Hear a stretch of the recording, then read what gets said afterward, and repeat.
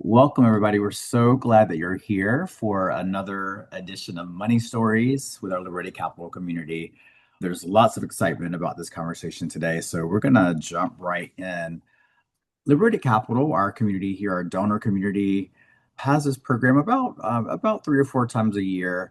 And for those of you who may not know what Money Stories is, I just want to give you a little bit of background. It's a really great program that we have where we do a conversation with a wealth holder who shares their story about their personal relationship with money, how they came into wealth, the beliefs and emotions that they may have about it for whatever reason, and how they're navigating the journey towards using money as medicine. Sharing your money story, regardless of whether you have wealth or haven't had wealth, is really both a healing and inspirational thing to do for you and those who are listening. We often are told not to talk about money, but we want to actually, we should talk about it. And in doing so, we find some liberation. In this program where we talk with donors from our community, we're working to normalize conversations about wealth, where it came from, the impact on human lives, families, and communities. So this program is part of a larger effort that we are all taking on together to transform wealth into collective well-being. So this work is really important. You do the internal work and then you share as a way of putting the truth out there and holding yourself accountable. And you're also helping to help create liberation for others who may have not done it yet or may be afraid, and they can see how liberating and powerful it can be. So today's money story, I'm so excited to welcome my friend Michael Gast, not a stranger to many of you. Michael has been in this work for a long time, engaging, fundraising, organizing wealth towards justice for more than 20 years. And so he has lots to share with us today. Michael is the former director of resource generation, where he spent 13 years as a member, leader, and staff person, organizing young people with wealth toward equity and justice. Since leaving RG in 2014, he's been a development director, a fundraising consultant, a donor educator, a donor advisor, and has worked with many amazing organizations like Movement Voter Project, the Chinese Progressive Association, Surge, Thousand Currents, Climate Justice Alliance. I mean, all the good ones, Michael. You've had such a array of experience. So, Michael, over the course of his career, has helped people move many millions of dollars towards frontline movements, building power for the multiracial working class, addressing climate crisis, and working towards the common good. Today, I will talk a little bit about his current role, where he is leading a multimedia project called Organize the Rich. And in doing so, he's documenting the lineage of and lessons learned from the last 50 plus years of organizing the wealthy towards justice. He's also co-editor of Free the People, to free the money to free the people, and Organize the Rich anthology, which we'll talk about also today. So Michael, welcome. We're so glad that you're here today with us. It is so good to be here. This is such a treat. And yeah, I like you so much and just love and respect your work and the Decolonizing Wealth Project and the Liberated Capital community. And I've been part of the community myself, so this is just a total treat. We're so glad that you're here. Been looking forward to this for quite some time. We usually begin these conversations with a question. Who's your people? Who are you, Michael? Who are your people? Where are you from? Well, I love that question, and it made me think of I get pretty nervous before speaking things, and I was sitting next to I was at this conference last year, Making Money Make Change, in where were we? We're in Santa Fe, and I was sitting next to some older Native women who were about to speak on a panel or about to speak in front of everybody. I was talking about this. I was like, "Oh, I have this plenary I'm about to do, and I'm nervous about this." They were like, "Well." Before we talk, we gathered in a circle, we prayed to our elders, and we knew that anything we said would be just the right thing. And so I thought about that for today, and I was like, oh my God, I would love to have that practice. I'd love to have that confidence just to be able to connect with my elders and connect to my lineage and be able to know it. So I have a few photos today that I've put up around me to basically have my people with me. And so these are some of them. This is my grandma, Leah Park, who grew up in San Francisco, fourth generation San Franciscan, Irish and Italian, and English, and really came from European immigrants who were fleeing horrible things that were happening in Europe and coming to the States and trying to make a better life and trying to get by and had to make all sorts of compromise decisions because of that. But I'm so proud of them and happy that they did everything they could to have me here. I have my my grandma in the middle here, Diana, and her sisters, Mimi and Sally, and their grandma Esther. And so on my dad's side, I come from Jewish immigrants that came around the turn of the century from Lithuania, and also were fleeing pogroms and horrible things in Europe, and were doing what they needed to do to survive. And they came to the East Coast and New Jersey and we're really focused on upward mobility, trying to get ahead, trying to get away from the poverty and the hardship that they'd experienced. And so I come from, on both sides of the family. On one side, Italian, Irish, English immigrants who came to this country and were trying to do what they had to do to survive. And on the other side, Jewish immigrants that have the same story. And so that's part of where I come from. And the other thing that I really like to claim is I come from well-meaning, earnest, white liberal progressives in the Bay Area that are just so doggedly trying to be good people and are quite confused about how to do that often, but are really care about equality, care about justice, and often yeah, are doing it in all sorts of confused ways, but really are trying to make our best contribution to the world. So I grew up in San Francisco, and I really come from these communities of sort of class privileged liberals who really want to make the world a better place. I love that. That's some strong roots. And as you were saying that, I was thinking, aren't we all Yeah, just trying to yeah, get right and messing up all the time and doing what we can, learning and growing. that's That's right. all welcome here. So tell me about your family as it pertains to wealth. Did your family have wealth? Was there a wealthy event in the family's life that kind of changed things for you all? Yeah, I've been in this work for 20 years and I'm still finding out new things about the wealth story of my family. And so just the other day, my mom said this thing to me that I didn't quite realize. She was like, "Our family, they were billionaires back in the day." And I was like, "Billion? Really? Billion?" And I was like, I didn't really have that in my mind. But she was talking about the wealth event on my mom's side in the WASP lineage, the white Anglo-Saxon Protestant lineage in New York. They were farmers in New York, and then they started a grocery company called Park and Tilford Grocery that became a national distributor. And they made a lot of money. And these were farmers that had been kicked off their land. So one of the sons made this grocery store, and he made a lot of money, and he bought back the farmland that they were kicked off of in Rye, New York. And at some point, they had 40,000 acres in Westchester County, and they sold it in 1904, I think, or no, 1909 for $14 million. Dollars. And my mom looked that up, and $14 million in 1909 is about $1 billion today. So that is just a huge amount of money that these people made back in the day. And, by the time I arrived in 1980, a lot of that side of the family was just um, splintered, split apart. The money was there in some ways, but not in others. My mom grew up in Pacific Heights in San Francisco, and her dad was from that WASPy family, and he had been a stockbroker in New York, and his sister had committed suicide, and he became an alcoholic in his 20s and actually left his wife and child on the East Coast and married my grandma, this Irish Mhm. Italian woman. And so my mom grew up in Pacific Heights in San Francisco in sort of wealthy communities there, going to fancy private schools. But when she was young, her dad actually had a stroke, having recently sort of bet all of the family fortune in the stock market and they lost all their money. So in sort of a secretive way, they moved into a secretive way.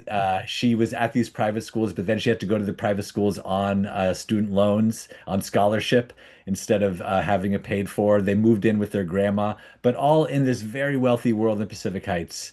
And so my mom's family basically she grew up in this wealthy elite world but didn't have the money and knew that she could survive, but she ended up going to Stanford, and that's where she met my dad. And my dad comes from upwardly mobile Jews like I talked to who were fleeing horrible things and really focused on getting up. And so my grandma was widowed by two Jewish businessmen.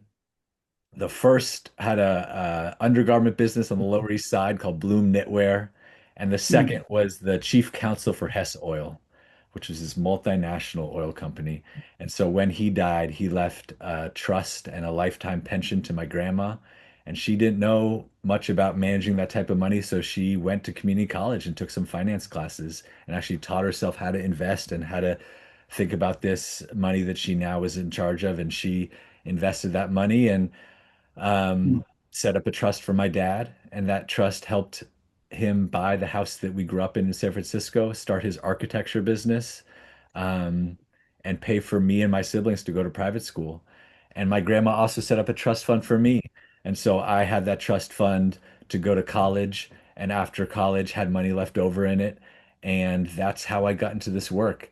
I had I had money left over in my trust fund after going to Vassar College, and it, looking back, it wasn't that much, but at the time I felt like I was rich. I had $50,000 left in this trust fund, and I was like, I'm a able-bodied white guy.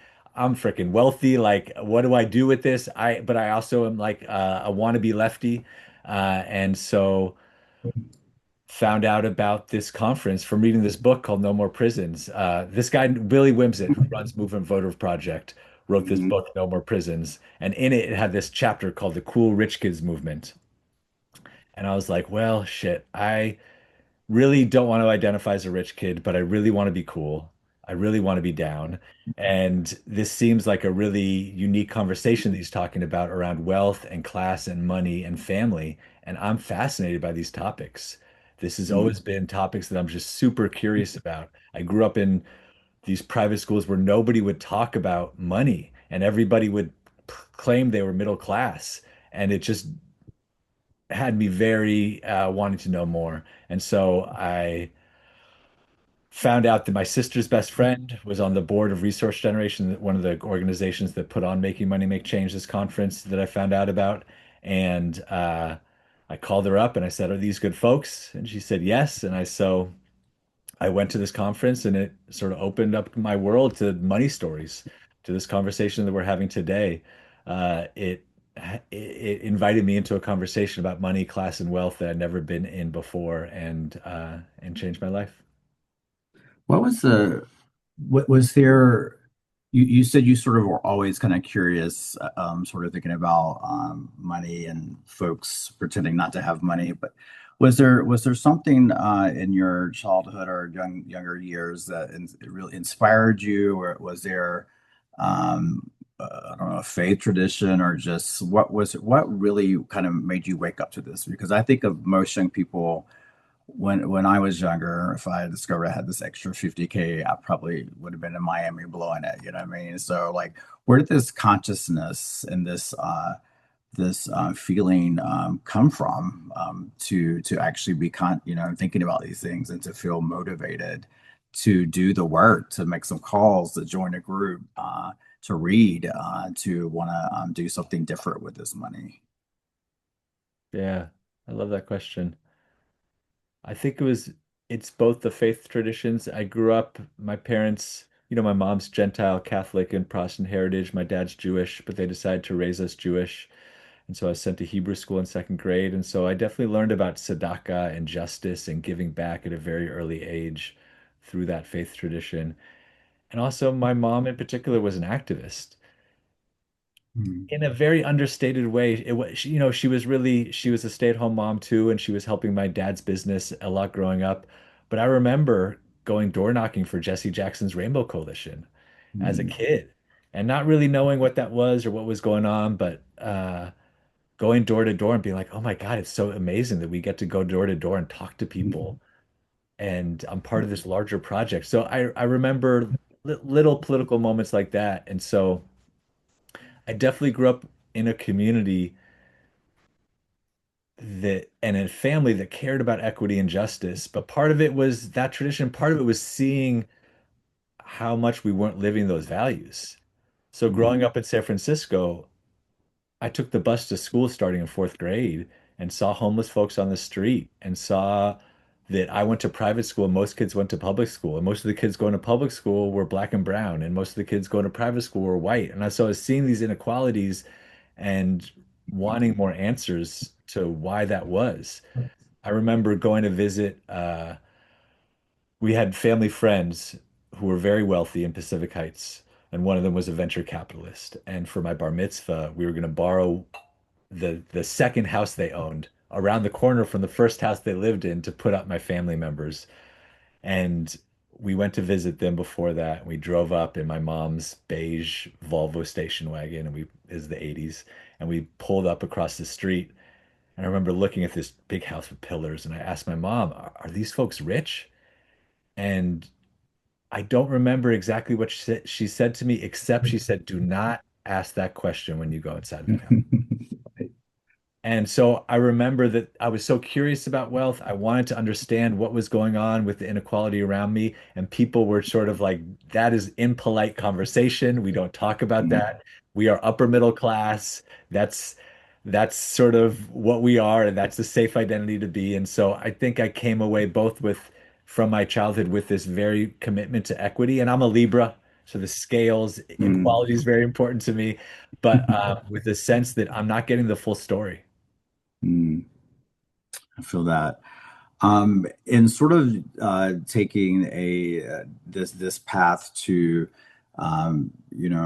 deeply explore these questions, what has been really rewarding for you, and maybe what's been difficult, and kind of bringing up these conversations within your family or whatnot? Yeah. I want to say one other thing about the previous question because Yeah. I missed something, which is that I think I also grew up with a deep sense that my family had been trying to be rich and stay rich for a very long time, and that Mm, it had ruined the relationships in my family, and that the separation and distance on my mom's side of the family, the suicide, the alcoholism, the struggles, the fact that I knew lots of stories about that side of the family, but I didn't have a lot of relationships, and my mom didn't have a lot of relationships, was in part because of their efforts to get rich and stay rich, and how that mm, created separation and isolation and distrust in the family. And I also felt that on the Jewish side of my family, where my grandma had more than her sisters, and so there was distance and distrust and hard feelings because of that. mm, And so and seeing growing up in these private schools, seeing the kids that were wealthier than me and that had the big houses that were hosting the parties were really struggling with alcohol abuse, with drug abuse. They didn't have good lives. They didn't, I wasn't jealous of them. They were getting their houses trashed on on a weekly basis, and there was a lot of pain and suffering. And so I think there was something about my relationship to wealth where like I was part of those communities, but also seeing how much the wealth was poisoning our relationships and our integrity, and it really pushed me into this work and has mm. sort of driven me to heal some of that for me and my people. Yeah, Yeah. break those cycles.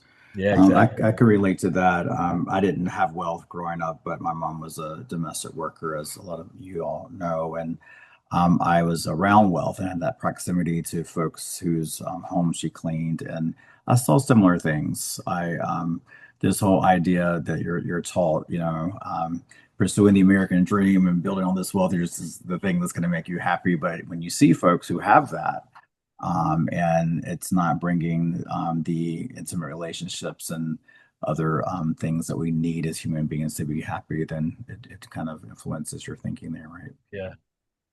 Yeah. Yeah. But to get to the other question of like what was it like bringing these questions? I remember coming home from that Making Money Make Change and being like, okay, I'm gonna ask my dad and my grandma how much they're worth.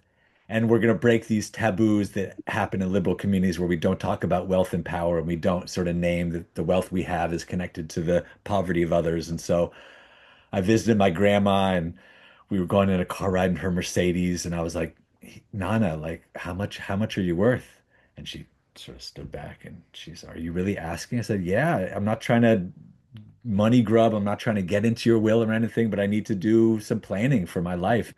And she said $3.5 million. And I was like, oh my God, like I can't believe, which totally makes sense given the house she had and the Mercedes and the like funding me and my siblings and my cousins' education. But it was really breaking that taboo to ask her how much. And so that was one reaction.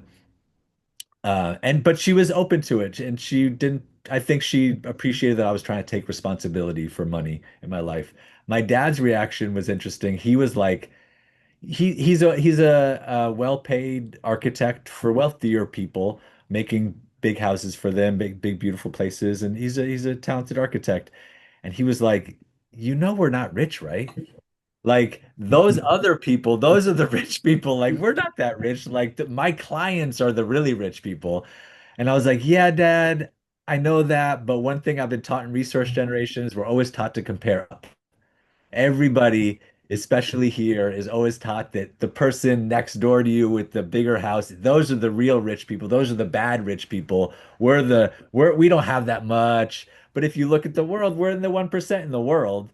We're maybe in the 5% in the United States. But like, so these were conversations I started to have where there was some skepticism of like, why are you doing this? And we're not that rich and don't give away too much and all these things. But also, I think my dad in particular, he was glad I was also taking responsibility for the money. When I made my first giving plan, I showed it to him and he was like, "Oh, wow, okay. I don't have a giving plan. I have way more than you." And so it inspired him to actually make a giving plan, which was a big deal. Because that wasn't in the culture of our family to have plan. We gave, but we didn't plan out the giving and we didn't set like a percentage of our income or assets or, like there wasn't that type of forethought that you need to be able to escalate into larger amounts. And so it was inspiring, I think as much as it was also a little bit of side eye at the beginning as well. Yeah. Yeah, I mean it's a bold move and it's really beautiful that your family responded in a way that was supportive of you, and also that you influenced them to take some steps. It's even then, even though it sounds like things the support came, I'm sure it was tough, and scary to do. What would you say? What's the joy in it for you though? Like what makes it worth it to take that step if someone's watching right now and they're afraid to bring up these conversations or questions within their family? Like why should they take that risk? What's on the other side of it?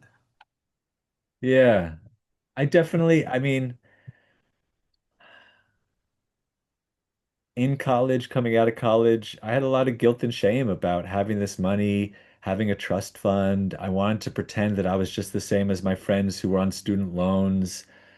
I didn't really want to. I did AmeriCorps after college, like a good liberal white boy, and like and was doing work in an environmental justice organization. Didn't want to tell them about my trust fund or the money left over or the sort of wealth that was there in my family, and I think the joy of it is to break through that shame and get to a place.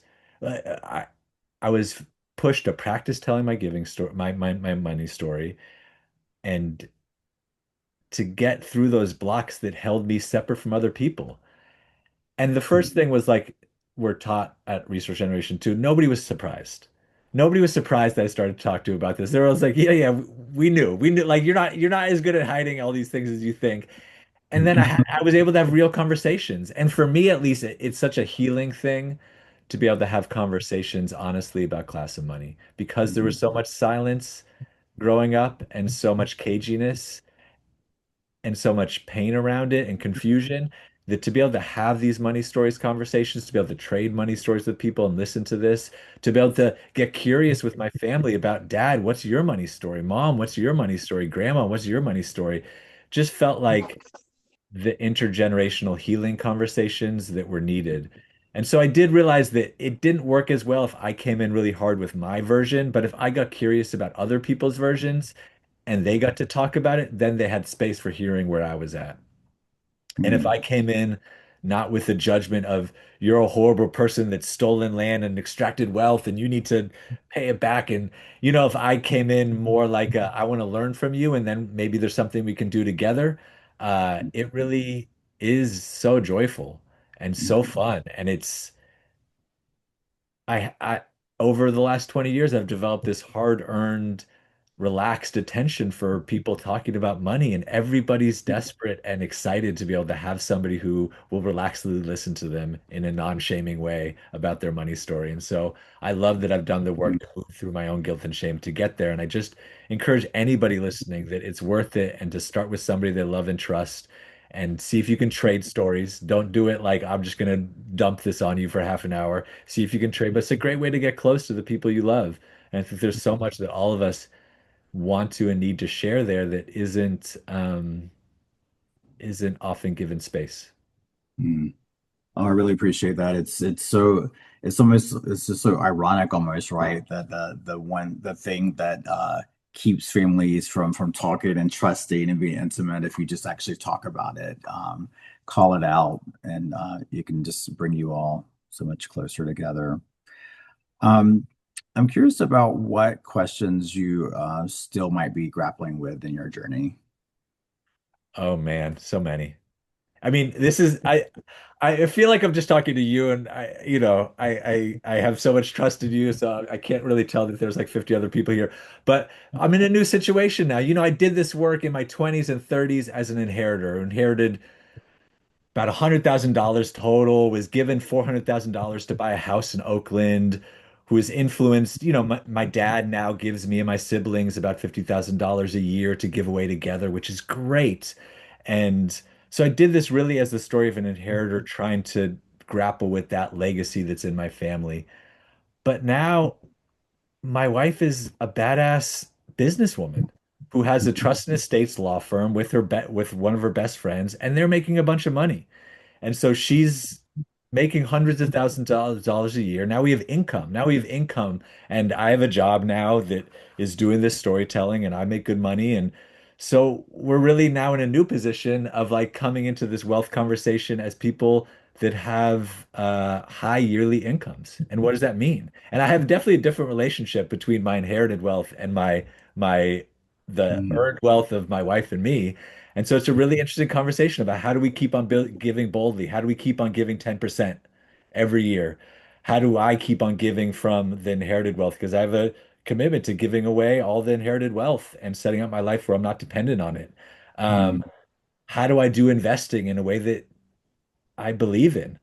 And me and my wife have different approaches to this. She's more interested in saving, I'm more interested in giving, and so we both have to compromise. And so I'm responsible for 75% of our giving, she's responsible for 75% of our investing, and that means 25% of our investing is in off Wall Street investments that don't earn that much, and 75% is in sort of these like socially responsible mutual funds that I often side eye as like sort of like a interesting band-aid solution, but not something I totally believe in. So it's mm, very interesting to be in this point in my life and have all sorts of new questions come up um, around the money in my family.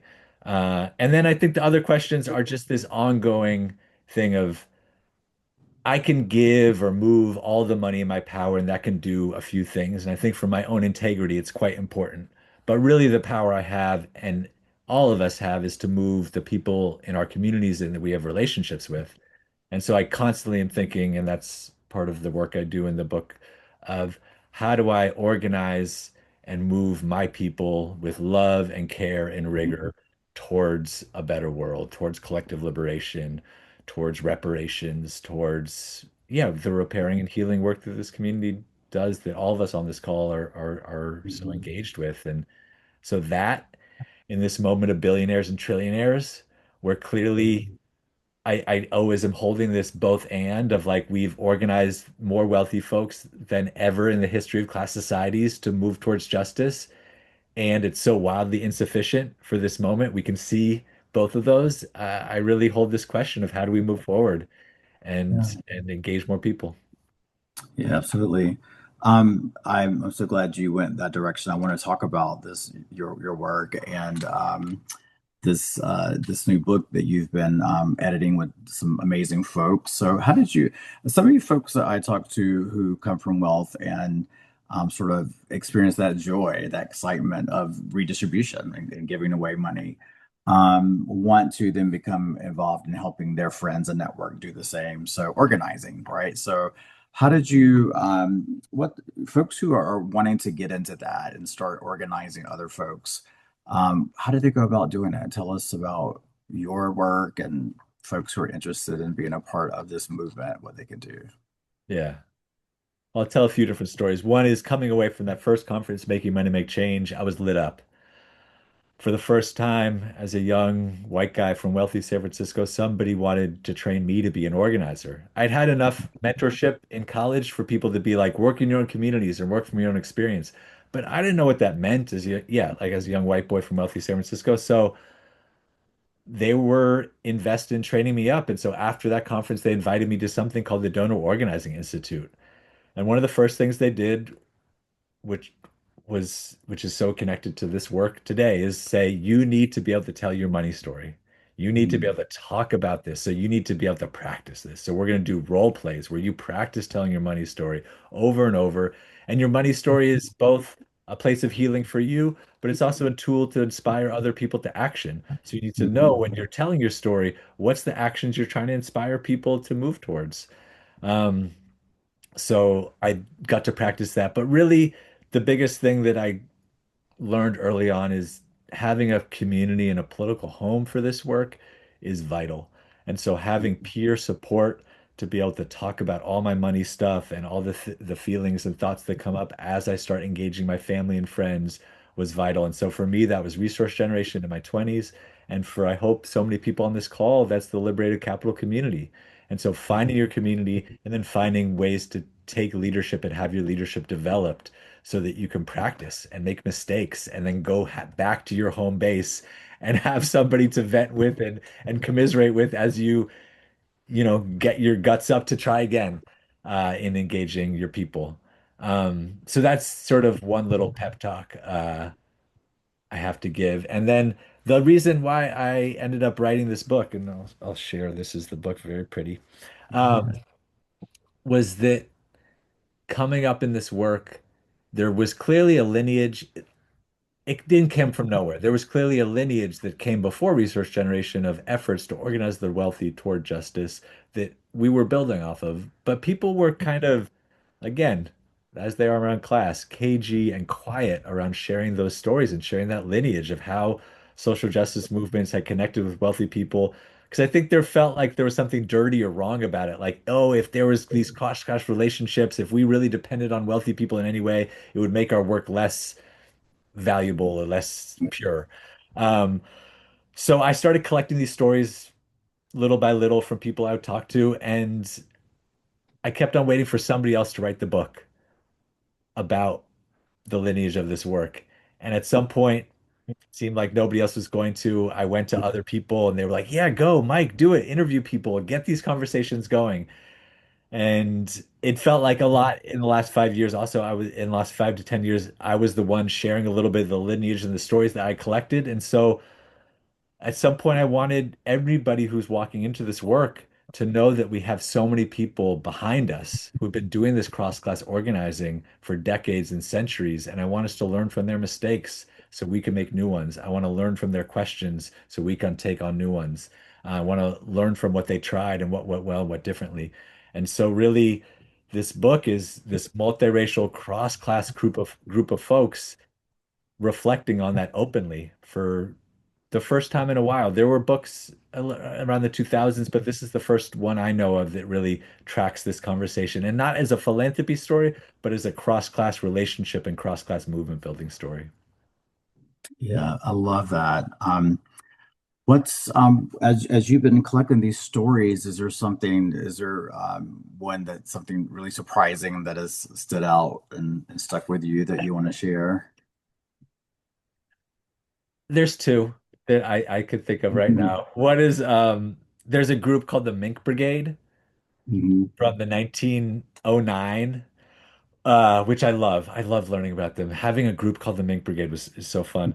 But basically, there was the largest strike of female workers in U.S. history in 1909 in New York City. It was the undergarment workers in the Lower East Side of New York City who were protesting the horrible conditions. There was a lot of Eastern European Jewish women, and it became known as the Uprising of 20,000. And so all that winter in 1909, these women are striking uh, for better labor conditions. And there was a group of wealthy women that decided to back them, and they would go down to the picket lines in their mink coats because they knew if they did, these strikers wouldn't get beaten up in the Mhm. same way. They wouldn't get targeted by the policemen and the thugs that would have been hired by the bosses to beat them up and harass them. And these women gave strike funds and bail funds and tried to raise the press visibility of the strike. And I just think it's a lovely example of folks using their leveraging their privilege and access and using their bodies to protect other people.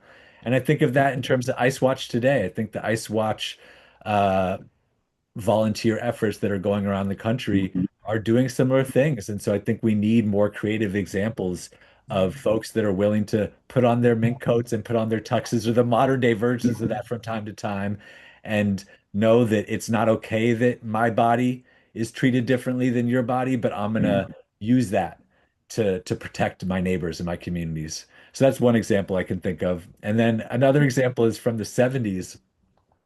The very first progressive rich people conference that I found out about was called ARF. It was called Amalgamated Rich Folks, and it was a bunch of young inheritors that had been politicized by the movements of the 60s and 70s. And they came together for week-long retreats to sort of talk about how to move their wealth towards progressive things. But they had a sense of humor, and I love that. The other nickname they had for themselves was BARF, Beautiful Amalgamated Rich Folks. And so I love that knowing that that was happening even in the 70s and that they both were earnestly trying to do this thing and also knew that it was something to laugh at as well. And I like that Mhm. combination of like rigor and a sense of humor. Absolutely. I love that. Um, I'm sure we're dropping in links for folks who are interested in knowing how to get this book. It's I got a copy at the last Solidator conference. Thank you. And yeah, it's just full of amazing stories. And sometimes you feel like there's nothing new under the sun. And but really kind of demystifying this whole thing where us versus them. And of course, we have to speak truth to power and be really explicit about the history of wealth extraction and how these policies and systems came to be, right? But at the same time, folks who are born into those systems, there's an opportunity for them to disrupt and to redistribute that wealth. And we all need money. Movements need money, and there has been many accounts that I've heard of through the years in the civil rights movement, so forth and so on, where there have been philanthropists who have been on the right side of history and have tried to use their money for medicine. So check the book out. I want to jump in for some questions from folks here. Let me see. I've seen a few popping, I believe, here. Um, so let's see. We have a question from Heather that says, over the decades, have you seen any changes or emerging trends in how people are relating to wealth? A lot of people are hyped up around this intergenerational great global wealth transfer. What's your take on it or hopes for how it goes? Yeah. I think there was a big change around Occupy. Before Mhm, that, the conversations around wealth and capitalism were a lot more quiet. And sort of even the language around the work had to be around sort of progressive social change. And I think post the Wall Street crash in 2008 and Occupy, there's just much more of a sense of the economic system we have is broken. mhm, And we need to look at every and all solutions. And, honestly, Trump was an answer to that. All these populist politicians, Obama and Trump, were an answer to these populist concerns about this economy is broken, wealth inequality is out of control, and what's your answer to that question? And so I think these days there's a lot more openness among young people and among young wealthy people to questioning capitalism and questioning the class system that we have and thinking about sort of what's next and how do we go for it. And maybe I don't think socialism or communism, the things that were tried in the past are going to work, but what do we have? What's going to work now? Because we know what we have does not, and we know what we have is broken. And so I think there's a more honest conversation amongst everybody about that fact. And I think there's a lot of denial of that among the billionaires and trillionaires for sure. But I think there's also billionaires that are seeing the tea leaves and know, and I know some billionaires that are actually trying, like Mackenzie Scott, like Regan Pritzker, like others that are actually trying to use their money and give it back and know that it's stolen wealth and know that it comes from extraction and comes from people and are actually trying to return it. And so I think of my work as creating a wedge within the wealthy, a wedge of hope, a wedge of healing, a wedge of community, and a wedge of return. And I think the work we have to do is both sort of sadly and reassuringly multi-generational work. I wish there was a quick fix to this. I wish we could sort of transition out of class societies that have been here for 4,000 years quickly, but I think it's going to take some time. And I think we're in this multi-generation process of healing and repair. And the more we, being all of us here, and the ecosystem of groups that Edgar and I and many people on this call are connected to can grow that wedge and grow that community, the more we can transition all of us and our whole economy and society away from the sort of harmful practices that we've depended on. Absolutely. We are all seeing that we're more and more that we're in this thing together. It is tough out there. And speaking of you mentioned healing. A question from Karen is about healing. How do you heal? How do you tap into your spirituality, healing, whatever that thing is that helps you, heal, to have the strength to do this work? You mentioned telling your story as part of that. Are there other ways that you are healing yourself in order to heal community? Yeah. I think for a while I did a bunch of that healing through my activism and through my organizing, through getting engaged, through inviting others in. And then at some point I did realize like, oh, I need more to be a leader in this work, to really put myself out there. I'm constantly feeling terrified and scared and humiliated and embarrassed and taking risks and just showing myself visibly is a whole process. And I have to be willing to make mistakes. And to be able to make mistakes, I have to be really rooted in my own dignity. And that there's no way to do this without making lots of mistakes in the big ways that we do. So I did in my late 20s start being part of a peer counseling community that really has been a big thing for me. And so we listen to each other. We try to work on the early hurts and traumas in our lives that sort of get repeated out for the rest of our lives, and having space to laugh, to cry, to tell stories, to shake and to move through the early hard things that happened to me has been hugely important. And so I have a weekly practice to be able to do that and to be able to have space to have not just the intellectual sort of processing of this, but the actual physical and emotional processing of all that comes up because it's uh I want to be able to organize and be part of groups that lead more and more people. And to do that, it really takes a lot of working through the old stuff that wants me to stay small. That's beautiful. Yeah, healing happens in community, right? Yeah.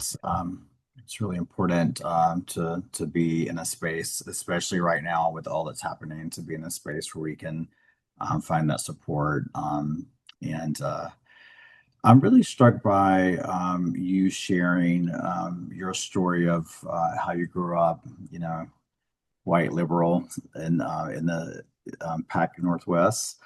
And at the same time, hearing such compassion for folks who may not be 100% politically aligned, meeting people where they are, making space for folks to an on-ramp for folks into this work. I think that's really important. That's something we talk about a lot at DWP.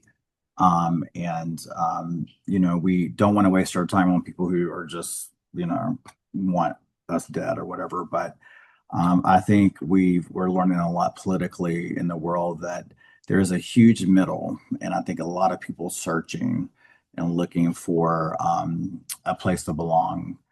And we as progressives have not always been the best at providing that. So, what are you learning as you're doing this work and trying to bring a certain point of view or politic into spaces of wealth and in terms of relationship building with folks that are not all the way there yet, maybe in terms of all the things we believe, but want to do some good in the world and might come around to be more open-minded.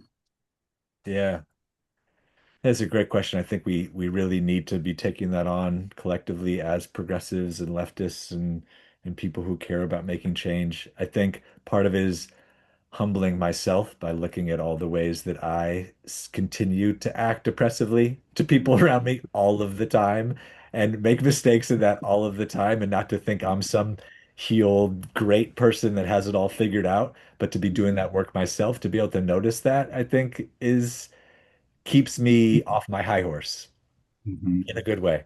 And then also just the fundamental belief that I think you all have modeled so beautifully, but I think is really at the core that for me, there's no bad people. There really isn't. This is not a project for me about we're the good rich people, you're the bad rich people, and we need to like get power from you. We need to all heal, and um, Mhm. we are all wealthy people are taught to act out the classist things that we have in our society. And that includes all of us. And there's no getting free separately. There's no getting free just with the good ones. There's no like, so it doesn't mean we can organize everybody. It doesn't mean I think we're ready to organize Trump over into our meetings. But I don't think of Trump is the problem.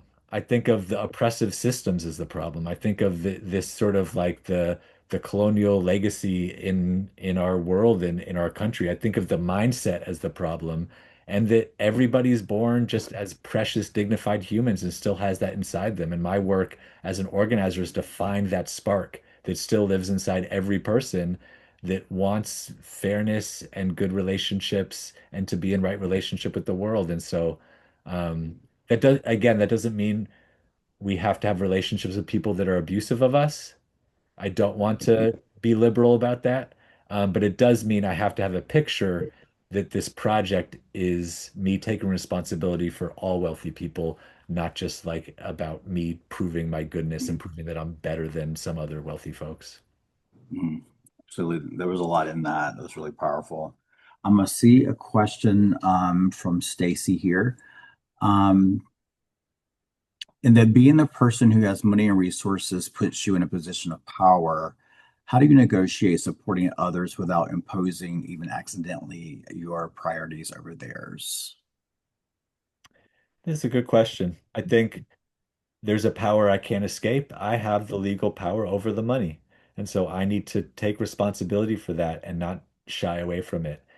And yet there's also questions of accountability around how do I not be the only one making decisions around where this money goes, which is why I love projects like Decolonizing Wealth, where I can move money to decolonizing wealth, and I can trust that Edgar and his team have a set of relationships that I will never have, and I don't have the time to have to be able to move money to the issues I care about. And so I've definitely depended on trusted philanthropic intermediaries that use this model of having people from the communities being funded decide where the money goes in ways that spread it out much more democratically than I would decide on my own.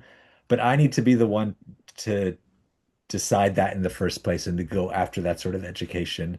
And so it's a push and pull. It's a wrestling act. It's like a my one of my mentors, Dana Lanza, always say, own what you own. And I think that's an important first step. You have to own what you own first, and then you can figure out how to share it with others. How to, if you have a family foundation, how to get non-family members onto the board so it's a more democratic process. And then I also think that I really am supportive of taxing the rich. And that there's only so much philanthropy can do. And philanthropy is a very undemocratic institution that I don't want to be depending on to provide the services for the basic needs for everybody that I am in my community. So I want to work very hard and do work very hard to advocate for tax the rich policies in local, national, and international. And there's a lot of great groups like Patriotic Millionaires and others that are doing that work that I think are really important because I would love philanthropy to be a much less important institution in the future because wealthy people are taxed at the point where there's just a lot less money for philanthropy. Mhm. Absolutely. Um, Love that. Let's see. I was checking if I missed any questions here. We're approaching time, unfortunately, but I wanted to just ask you if there's anything else that is on your heart that you wanted to share that we haven't talked about, because there's so many things I could ask and talk with you about.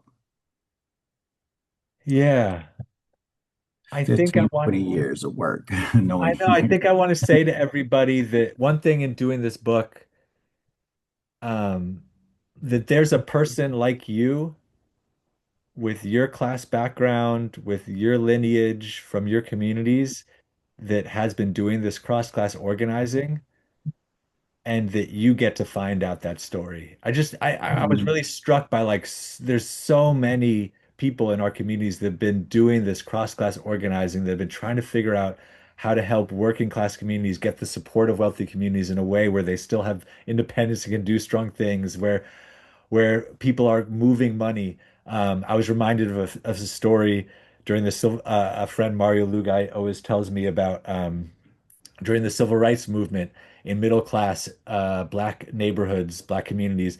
The organizers would put trash cans on the street corners to be able to collect dollars from the black doctors and lawyers and professionals for the organizing that was happening. That there's always been this sort of mutual aid work that's been happening. And so I want us to all claim that lineage and have that at our back and know that whoever our people are, they need to be here at the table and we need to figure out how to invite them in.